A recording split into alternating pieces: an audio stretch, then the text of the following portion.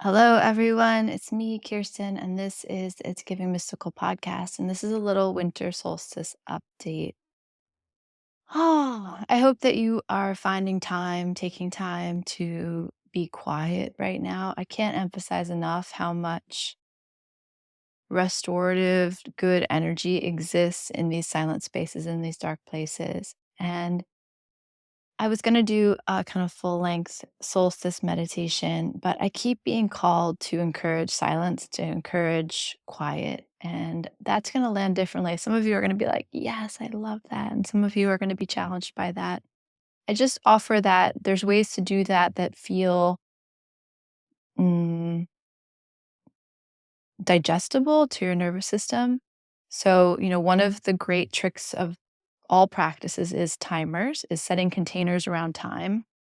So when you go into silence and you know you're only going to be there for 3 minutes, it's much more palatable, like it's much more doable than to put yourself against pressures of time or vast amounts of time that don't actually feel safe to you. So I encourage you in this time of the solstice to really find space to connect to the earth, to recalibrate your system with the systems of the earth, with the pulse of the earth.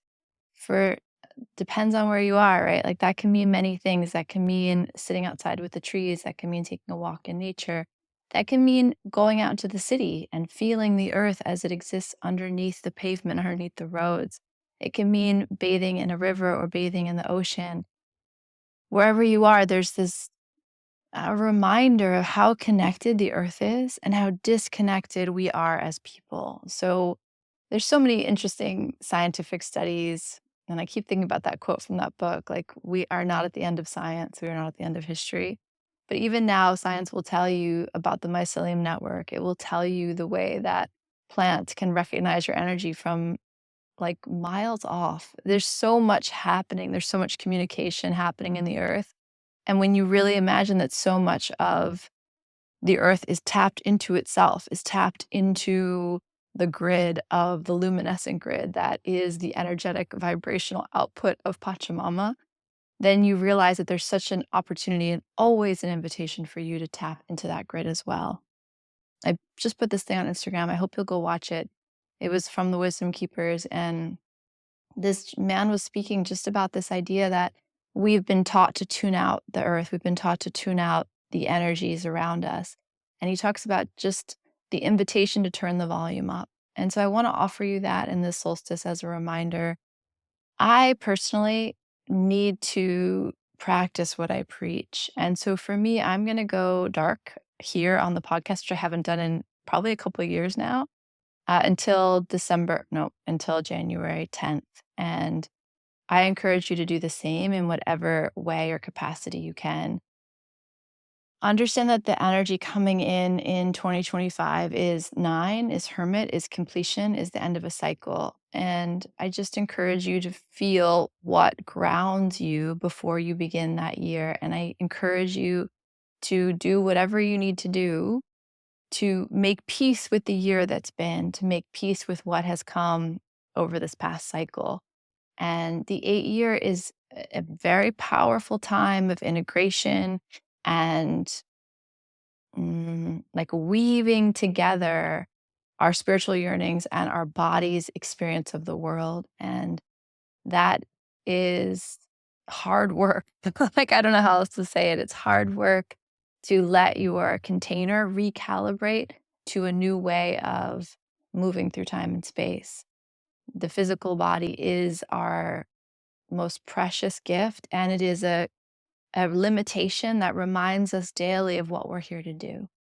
So I keep hearing also a lot of messaging around the power of simplicity, and that the most simple practices tend to be the most powerful practices.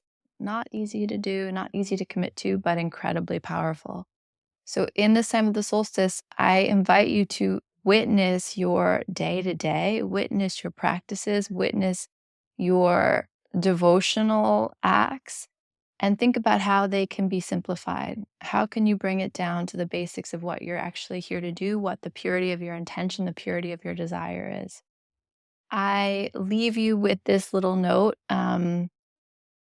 In terms of a specific practice, I really encourage you to sit in quiet in whatever way feels good to you. Another layer to that would be to make peace with the year in visualization and meditation to kind of grid yourself, anchor yourself in each of the months that's passed in 2024, January, February, March, April, May.